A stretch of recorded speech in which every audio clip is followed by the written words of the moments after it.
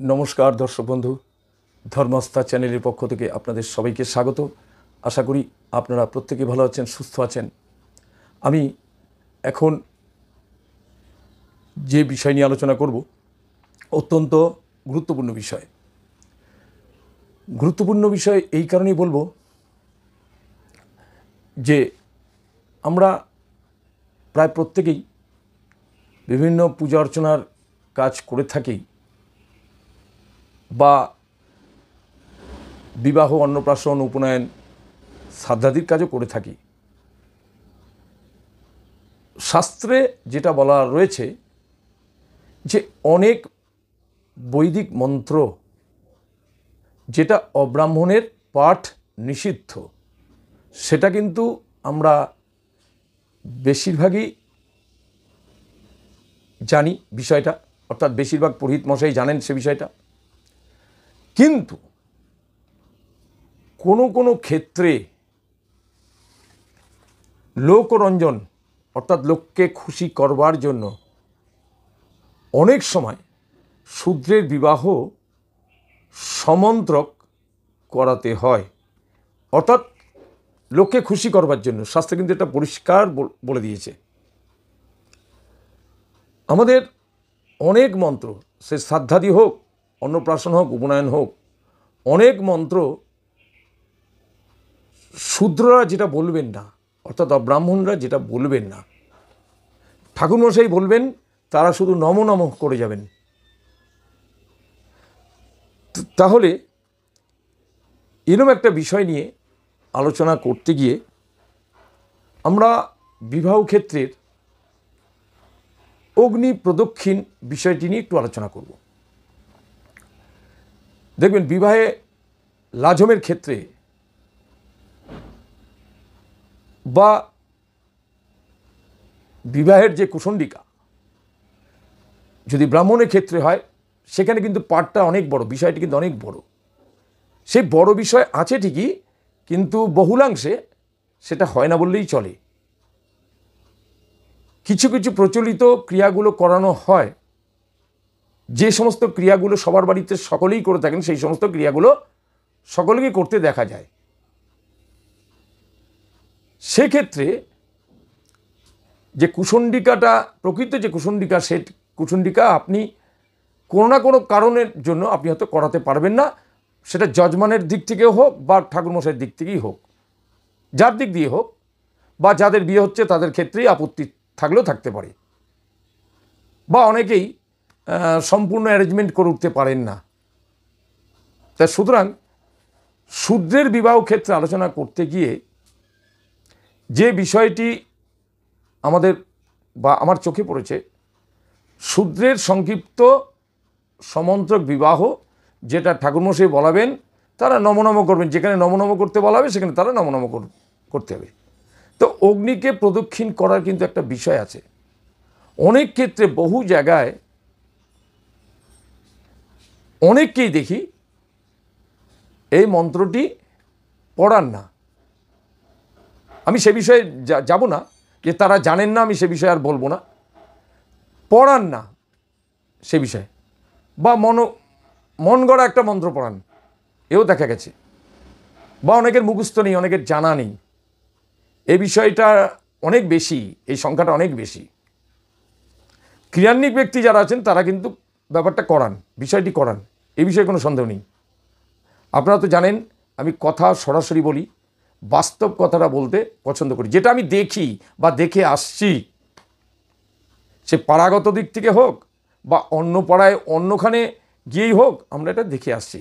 তা সুতরাং বেশি কথা না বাড়িয়ে আমি যেটা এখন আলোচনা করতে এসেছি, সেটা শূদ্রের বিবাহে অগ্নি প্রদক্ষিণ মন্ত্র, এবং সেটা হচ্ছে লোকরঞ্জন, লোককে খুশি করার জন্য এটা করতে হয় কতগুলো জায়গায়।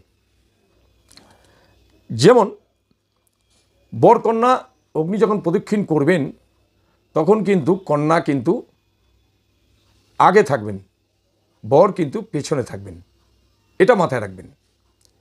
এই অগ্নি প্রদক্ষিণ কেউ 3 বার করেন, কেউ আবার বলেন না আমাদের 7 বার করতে হয়, এমনও দেখা যায়। তাই সুতরাং আমার মতে অগ্নি প্রদক্ষিণ সবসময় 4 বার করবেন। অনেকে 3 বার করান, অনেকে 7 বারও করান, কিন্তু আমি বলবো 4 বার করাবেন। সেই অগ্নি প্রদক্ষিণের মন্ত্রটা ভালোভাবে শোনবার চেষ্টা করুন, পারলে লিখে নিন। ওং তুভ্যম অগ্নে, এটা কিন্তু ঠাকুরমশাই বলাবেন, খেয়াল যেন থাকে। ওং তুভ্যম অগ্নে পর্যবহৎ সূর্যা বহতুনাং সহ পুনঃ পতিভ্য জয়াদগ্রে প্রজয়া সহ। ওং মঙ্গলম ভগবান বিষ্ণু মঙ্গলম গরুড়ধ্বজা মঙ্গলম পুণ্ডরীকাক্ষ মঙ্গলায় তনোহরি বা তনুহরি। ওং শুক্লাম্বরং ধরং বিষ্ণুং শশীবর্ণং চতুর্ভুজম প্রসন্ন বদনং ধ্যায়েৎ সর্ববিঘ্ন প্রশান্তয়ে।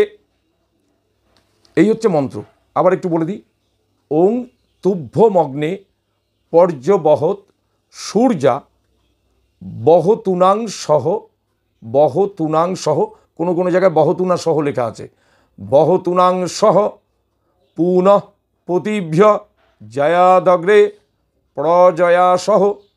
ওং মঙ্গলম ভগবান বিষ্ণু মঙ্গলম গরুড়ধ্বজা মঙ্গলম পুণ্ডরীকাক্ষ মঙ্গলায় তনোহরি বা তনুহরে। ওং শুক্লাম্বর ধরং বিষ্ণু শশীবর্ণং চতুর্ভুজম প্রসন্ন বদনং ধ্যায়েৎ সর্ববিঘ্ন প্রশান্তয়ে। এটা হচ্ছে অগ্নি প্রদক্ষিণ মন্ত্র। এই মন্ত্রটি পুরোহিত পাঠ করবেন জোরে জোরে সুন্দর উচ্চারণের মাধ্যমে, দেখবেন খুব ভালো লাগবে। এইবারে যে ক্রিয়াটি প্রদক্ষিণ প্রথমে করে নিয়ে তারপরে যে ক্রিয়াটি হবে সেটা হচ্ছে অগ্নিকে যে আহুতি দেওয়া হয় সেই আহুতির মন্ত্র, অর্থাৎ হচ্ছে যেটা হচ্ছে অগ্নিতে যেটা খই দেবেন তার মন্ত্র। সেই বিষয় নিয়ে আমি পরের ভিডিওতে আসব। অনেকের অসুবিধার জন্য অনেকেই প্রশ্ন করেন যে অগ্নি প্রদক্ষিণের মন্ত্রটা একটু বলে দিন। আপনারা ঠাকুরমশাইরা পড়াবেন, তারা শুধু অগ্নি প্রদক্ষিণ করবে। তারপরে যেটা হবে অগ্নি প্রদক্ষিণ করার পরে সেটা তারপরে হবে লাজ হোম, অর্থাৎ খই দিয়ে যেটা হোম কুলো করে নিয়ে ফেলতে হবে। মেয়ের কোনো ভাই থাকলে সে ভাই কিন্তু তার দিদির হাতে খই তুলে দেবেন, সে বিধিটা পরে বলবো। যাই হোক, এই অগ্নি প্রদক্ষিণের মন্ত্রটা ভালোভাবে লিখে নেবেন, লিখে নিলে আপনারই সুবিধা হবে। যাই হোক, আজ তাহলে এখানেই শেষ করব। যদি ভিডিওটি ভালো লেগে থাকে তাহলে চ্যানেলটি মনে করে সাবস্ক্রাইব করবেন, লাইক দেবেন, অনেকে শেয়ার করবেন। সাবস্ক্রাইব করতে কিন্তু ভুলবেন না, সাবস্ক্রাইব করলে প্রত্যেকটা ভিডিও আমার পেয়ে যাবেন।